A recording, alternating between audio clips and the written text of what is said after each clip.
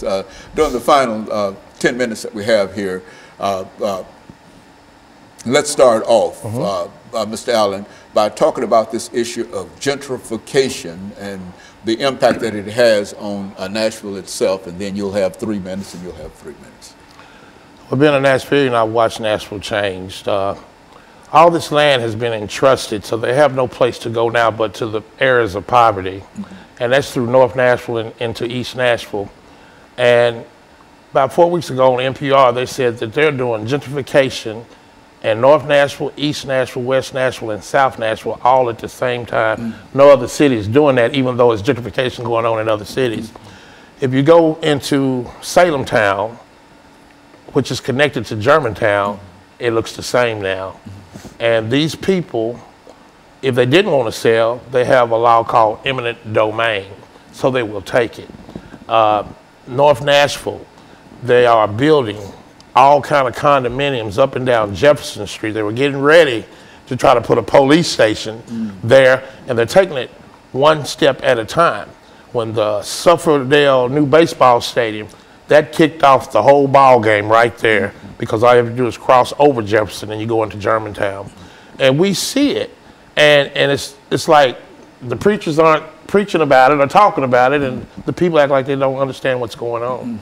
And it's just really not a proper way of really calling this a it city, because it's not an it city.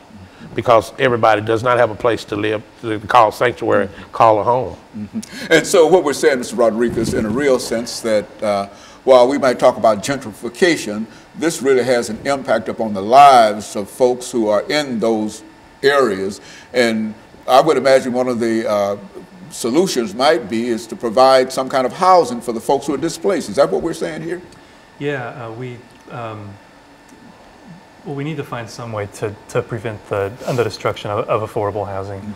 And one reason is because it affects African American communities in particular very hard, and that's one reason why after 1980, African Americans have been disproportionately homeless. Before 1980, that wasn't really the case. So I think gentrification has something to do with that. So that no matter how old the structure might be, when you remove the structure, the house itself, no matter what the conditions might have been in that house, the people still had a place to go. And when you remove the house, the people no longer have a place to go, and they are literally homeless. I guess this is what we talk about, the destruction of the homeless population. Is that what we're talking about?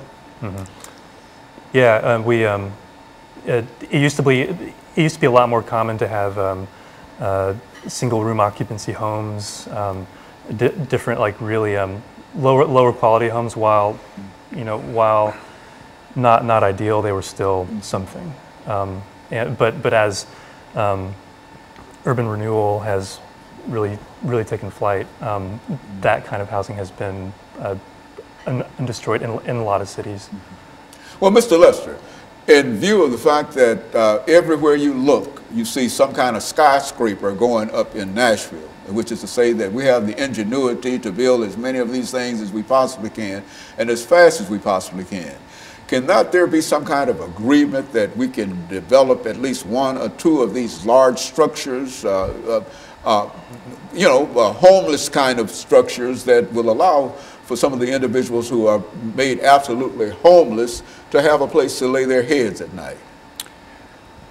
Well, you point to the building of these buildings. A large part of this is tax finance. They give tax breaks to large developers, over $300 million during the period of Carl Dean, to build these places that, the theory, I suppose, is that the prosperity will trickle down. Unfortunately, it really has not trickled down. Poverty has increased dramatically in Nashville. It's, as I said, 1 in 5 now, including 35,000 children. And yes, there should be money available to build affordable housing. Now, we're not so interested in seeing it concentrate. I work with NOAA's Affordable Housing Task Force as well as A Voice. And we don't really want to see it concentrated in large projects, but units spread throughout the city so as that to break up the concentrated poverty. But also money can be provided to rehabilitate housing that is falling apart or that people are in danger of losing. The problem is the mayor has conceived of it as a relatively small problem. She's pledged $10 million this year and potentially more without a permanent source of funding. That's the amount we gave to the zoo in the past couple of years. The zoo has a capital campaign of $160 million, largely for an African savanna exhibit. We feel like the city should have a larger capital campaign for people who are either homeless or who are in danger of falling into homelessness. And so it's unimaginable, to me at least, that the city can't find a dedicated source of funding for the Barnes Affordable Housing Trust Fund to actually preserve and create new affordable housing. We believe 20,000 units are what's needed now. There are 14,000 people waiting for vouchers. And these are people, families, people with children, people that are citizens, taxpayers who've lived here for a long time that desperately need some assistance. Mr. Rodriguez, in view of the fact that you have some knowledge in terms of what's going on nationally in reference to the homeless population, what city do you believe, or what state do you believe is doing the best in terms of trying to deal with the problems that we're talking about here today? I mean, what state or city do you know that we can say that this is perhaps the best that they can do in reference to the homeless population dealing with this issue?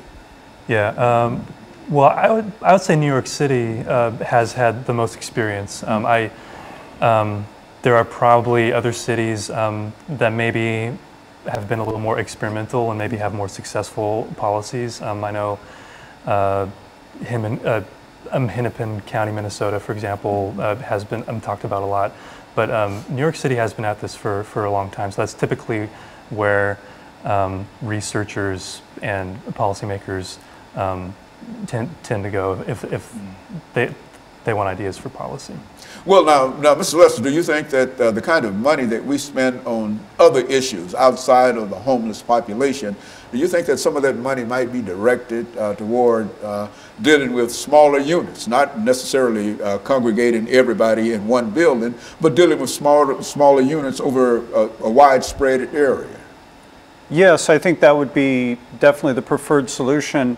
The mayor's targeted some really good things towards providing more money for schools and the like, but I don't think she recognizes the severity of the problem and of the need for affordable and workforce housing.